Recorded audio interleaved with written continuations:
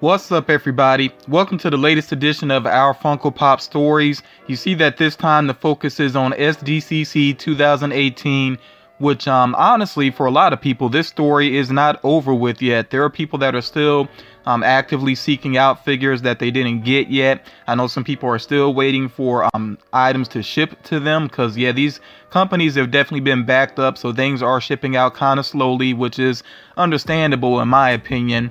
But yeah, like I said, it's an ongoing story for a lot of individuals, but I do want to share the stories that some people shared with me. And I'm going to start off with the story of my own, about my own experience of this SDCC. So my personal story relates to the two figures that you see here, Pepe Le Pew on the left there, and then Red Hood on the right. Now, with GameStop's website, I was trying to really altogether, I was hoping that I could get everything online.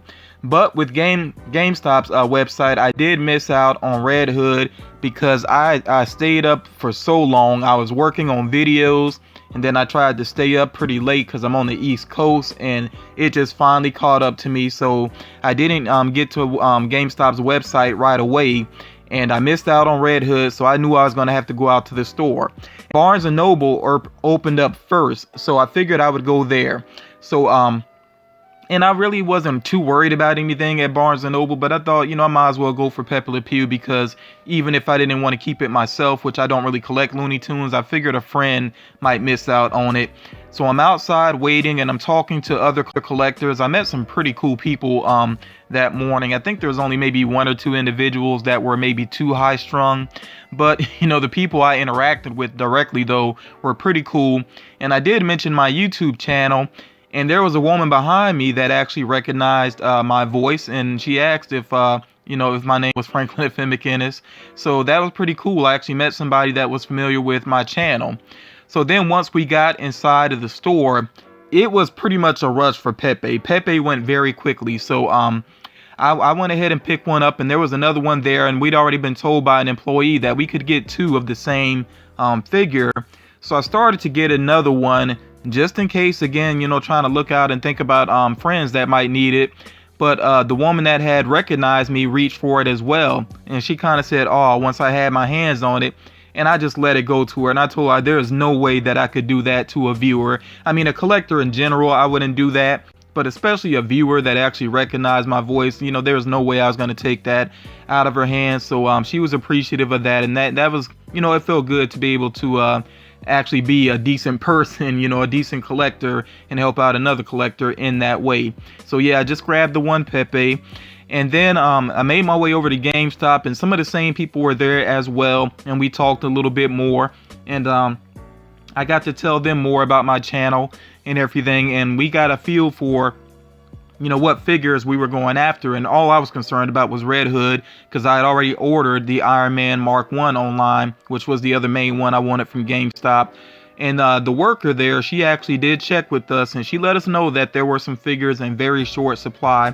She only had one Dustin, which somebody else wanted that. I was fine with that. I did end up getting that later on from Think Geek.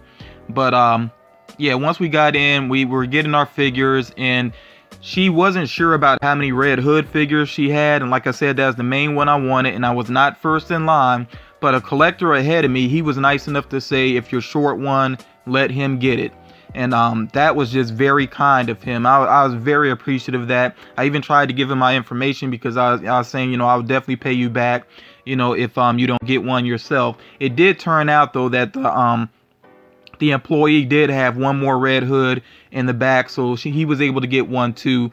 But yeah, it's just really cool to see people that are that selfless and try to help out other collectors, and he said he believes in karma, and I believe in karma as well. So it was a pretty cool experience. And then I was speaking to the GameStop employee, because she's somewhat new to collecting, and she was asking some questions, and I did tell her she should check out my channel. I was telling her about Funko News, and there was another customer there. She had arrived a little bit late. She's kind of disappointed. She had already missed some figures, but especially at Barnes & Noble, but she recognized me as well, and she said, she encouraged the worker to check out my channel. So it was very cool to meet some new collectors that are local and then also to meet 2 viewers as well. It was a great experience for me. I was really glad that I did end up going out that morning and, you know, to connect with the community some in that way. So yeah, for me, it was a great experience. Online, some things were a little rough here and there, but overall, I think this SDCC was pretty successful for me.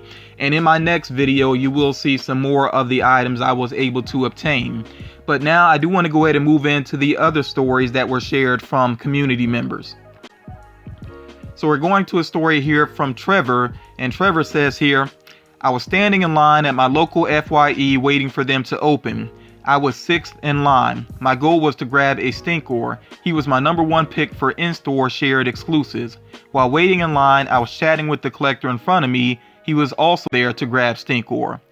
FYE has a limit of 2 per exclusive, so the first person in line grabs 2 Stinker. Okay, not a big deal. Then out of nowhere, a family member of the first in line goes to the front and gets a Stinkor. Still not a big deal. But then the second, third, and fourth people in line all get 2 Stinkor each. Now I'm getting nervous. The 5th person in line who was in front of me asks the FYE employee how many Stinkor are left. She says 2. The collector in front of me says to me, I'm not going to do that to you, and only buys 1 so that I can purchase the last Stinkor. I thought this was amazing of him because he had every right to buy the last 2. Yeah, so this is another great example of collectors looking out for each other. I absolutely love stories like this. We really need more people like this in the collecting community, people that are not just ruthless and out there just for themselves and focusing on reselling or, you know, whatever it may be, anything that's kind of shysty. You know, I definitely like it when people actually do look out for each other in this way. Our next story here, quick one, comes from Patrick, and Patrick says here, I wasn't sure if I would be able to get any SDCC Funko Pop because I was still waiting to open a bank account and get a debit card. I thought that everything would be sold out, but luckily I saw they still had the one I wanted, which was Quick Draw McGraw and Babalooey. It was one of my old childhood favorite shows to watch. After I got it, I felt really happy and excited to see it with all my other Funko Pops. Now I can't wait until the next Comic-Con when I can get more stuff. So yeah, this one I think was actually available for a while, and you know, the vinyl 2-packs haven't been like the biggest hit for Funko, but I'm a fan of them. I think a lot of them represent the characters very well, even more so than Pops can sometimes. So yeah, I really am glad that Patrick was able to get this 2-pack here. I think it is pretty slick looking. Next up here, this comes from Spooky, and Spooky says, I did manage to pick up the SDCC Toy Tokyo Gold Vegeta Pop. So initially I believe the pop was only available at the convention, and I saw the prices on eBay skyrocketing. This was a pop I really wanted but didn't think I'd be able to get because of the price point. Lucky for me though, I was awake at 3 a.m. and out of nowhere, unannounced, Toy Tokyo put Vegeta up on their website. So instead of paying $200 plus on eBay, I managed to get it for $20 plus shipping. And yeah, I know Toy Tokyo frustrated a lot of people this year, but I think a lot of people knew up front, especially people that have been collecting for a while, knew that it was going to be tough. But yeah, I am glad that Spooky was able to lock down that figure. I know some other people were able to lock down some Toy Tokyo exclusives as well. And I'm still going to encourage people that if you're still trying to get any of those figures, definitely compare prices, you know, try to make sure that you're not getting taken advantage of. Also, do bear in mind as well that Toy Tokyo is still reviewing some orders, and they may cancel some orders that look kind of fishy. If it's a known flipper or if it's somebody that's known to basically have tried to find some slick way to get more than one order in, yeah, they're reviewing the orders, so some may get canceled. So some of those figures may get listed again actually on Toy Tokyo's website. I encourage everybody, you know, keep your eyes open, and again, compare prices, especially if you're going to end up going second market. Compare prices as much as possible. Our next story here comes from Pika, and Pika, I did edit your story just a little bit for the sake of time. That's why I do prefer that when people send me their stories, they make sure that they actually type it directly into the email, so I can edit it some if I need to, especially for, you know, the sake of time. But I did make sure I kept all the important details here of your story, and let me go ahead and get into it here. Not only was this my first time hunting SDCC Funko Pops, it was on my birthday. The night before, I entered the Conan Pop contest and won the Rebel Pilot Conan. Later, I was able to get glow-in-the-dark Tamatoa and the Dick Dastardly and Muttley vinyl 2-pack with a $5 birthday discount with store pickup. I was able to get Skeeter when he restocked. Killer Moth went up and I got him. I left to my Barnes & Noble at 4:30 in the morning and made it with 2 pop hunting veterans ahead of me. They told me Hot Topic was as crowded as the Build-A-Bear event a few days before. I was disappointed, knowing I would not be able to get Broly. When the doors opened, I got Pepe Le Pew and the Billy and Karen 2-pack. I rushed to Hot Topic in hopes of getting Broly, 8-Bit Wreck-It Ralph, and Dead Yamcha. When I made it, all I was able to get was Dead Yamcha. I was told I had a $5 birthday discount offer I could use. I said yes and got Yamcha for $10. When I got home and charged my phone, I saw that Barnes & Noble sent me a 15% off coupon right at the time my phone died. I could have gotten Pepe and the 2-pack at a discount. A few days later, when the director Taika Waititi pop came up on the Funko shop, I was not able to add him to my cart. I missed out on him, but was able to get Matthew Patel and Demon Chick with ease. Overall, I'd say I did good for a first timer. I hope to do better in future convention hunts with this experience. For anyone who wants to start convention exclusive hunting, here is some advice. If you have a birthday in the month of a shared exclusive release, save your birthday discounts for those days. You won't be able to get everything on your first time hunting, so don't get your hopes up. Follow people who keep others updated on pop releases in your area. Save money for the event because it is expensive. And Pika is right on the money with that, because yes, when it comes to exclusives time, with shared exclusives for conventions, it can be very pricey. Now, Pika did say don't get your hopes up. I would add to that, don't get your hopes up about getting everything on the first day. But, I've said this many times, collecting is not all about that first day release. There are some people that if they don't get something on the first day, they just give up and they say, what's the use? And, I see a lot of comments with the little crying emojis and, it's very dramatic reactions that are just completely unnecessary. Collecting is not always about getting figures on that first day. If you're going to be a collector, you got to be persistent. And there are still stores, there's still retailers that are relisting figures on a somewhat regular basis. I know that the Amazon exclusive door has been relisted more than once. Red Hood became available again. So you got to stay on your toes. You got to keep checking these websites. Don't give up just because you don't get something on the first day. Now, I know this isn't a convention exclusive, but, as far as Pikachu is concerned, there are people that have already given up on Pikachu, and I'm like, why? Obviously, there are going to be more of those available. That character is way too popular for them to not make more available. So I would expect to see more in stores. It may go online at some point. And, I feel like I've done my part to help people with that, but there are just some people that really got to get the lead out. Do your own research, be vigilant, stay after the figures that you want instead of crying about missing out on it on day one. There's more to collecting than just day one. Moving on here, this is a story that comes from a fellow YouTuber, Funko Pops and Unicorns, and I will try to remember to link her channel down below so that you can check it out. Let me go ahead and get into her story here. GameStop was my first stop this year, and I got the Pops I wanted, no problem. But then things changed. Sent my mom to Barnes & Noble and they told her that they did not get their shipment in yet and that we would have to call back throughout the day to see when the truck came in. So I went to Hot Topic and the door was broken.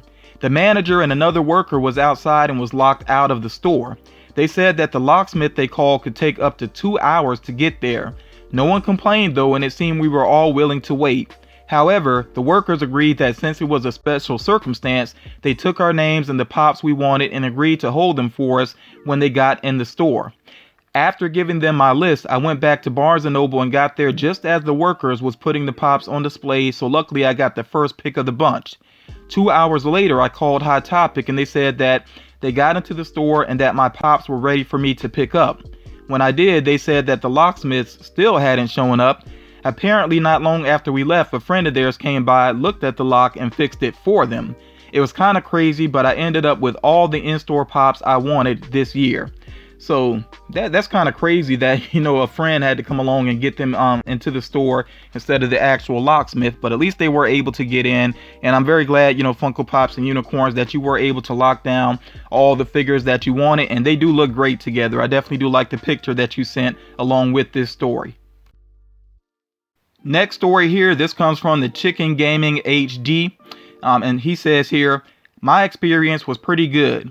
We went when it said the Hot Topic had opened. I saved my money for only 2 days and had enough for 2 Pops, Broly, and Dead Yamcha.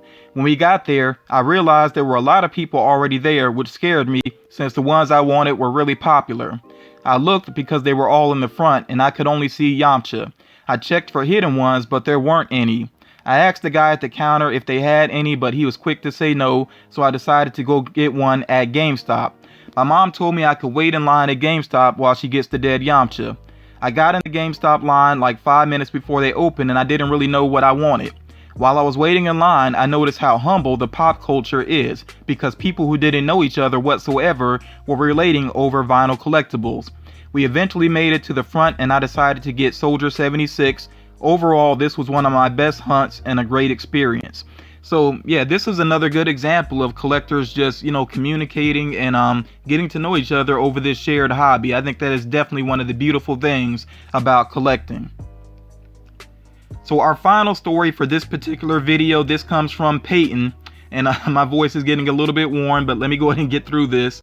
Before this, I had never been to a convention exclusive event before because I live far away from all the Funko selling stores. I do a lot of online shopping. Luckily, my grandpa took me to the nearest big city as a surprise for my birthday. I was excited, but also nervous that I would not be able to pick up the figures I wanted to complete my sets. We got to the first 2 stores and they were successful. Barnes & Noble plus Hot Topic. While waiting in those lines, I started to talk to some of the people in the community about what I was looking for and what they were looking for. I met this guy who was super nice. We talked for the whole hour in line. After Hot Topic, I went to wait in the extensively long line at GameStop. I was really looking forward to Dustin from Stranger Things. I waited in line, and the guy I met before said if I didn't get the Dustin from this GameStop, he would save me one at the GameStop a few blocks down. After he left, the Dustin sold out, so I rushed to the other GameStop. I looked behind the counter and they were gone, but I turned around and that guy had bought one for me. I am very thankful to him and everyone in the community. So yeah, as far as the final story goes, I think this is a great one to wrap it up with, because again, that's just an amazing example of how cool people in this community can be.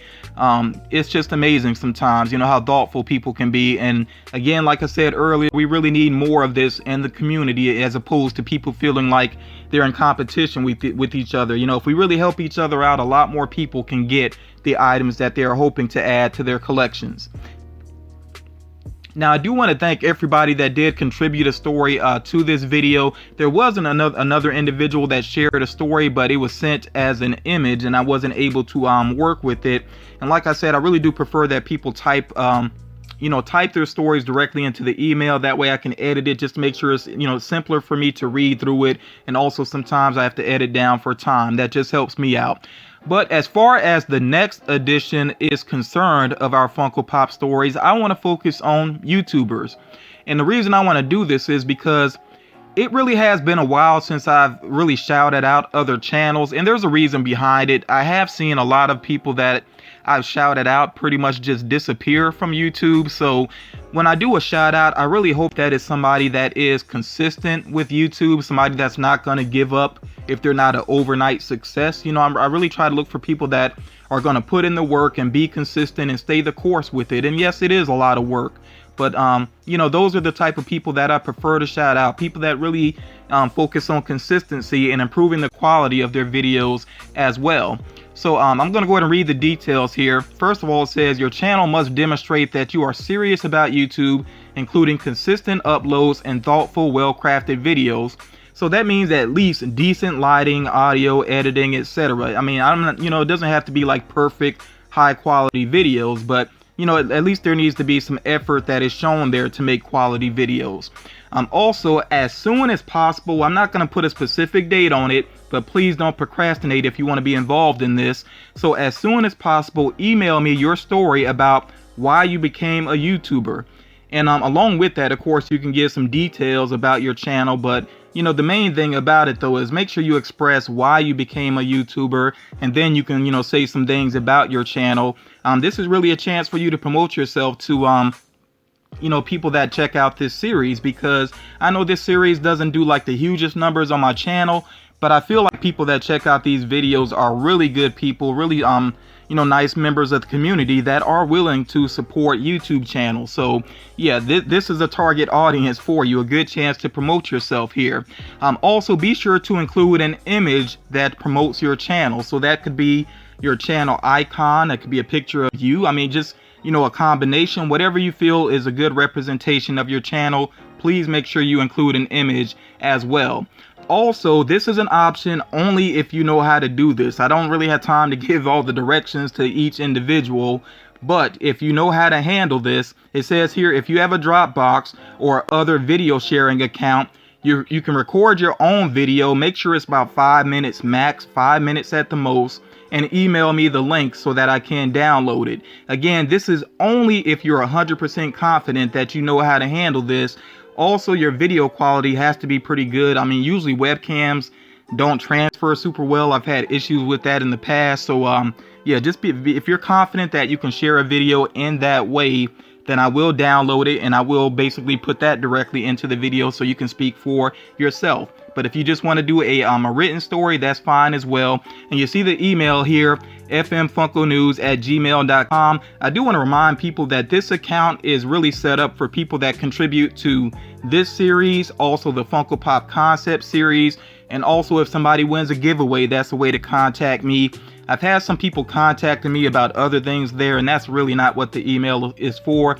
If you have some other question or comment, please put that in the comment section. That's just a way for me to keep things organized. So yeah, that's going to do it for this edition of our Funko Pop stories. Again, big thank you to everybody that did contribute with this. I did try to make sure I gave people a good heads up on this and plenty of time to share their stories if they wanted to. I always get like 2 or 3 people that say, oh, I didn't know, I wish I had been able to be involved. But like I said, I definitely give a good heads up with these, so please keep your eyes open if you ever want to be involved. And I definitely hope to hear from some fellow YouTubers that want to get some more promotion out there for their channels. I really want to help you out in that way, and I definitely will check out your channels to like I said, check for certain things, just because I really want to support people that are going to be put the effort into YouTube that is required to keep consistent with the channel. But yeah, again, thank you all for checking this out, and I will talk to you all again real soon.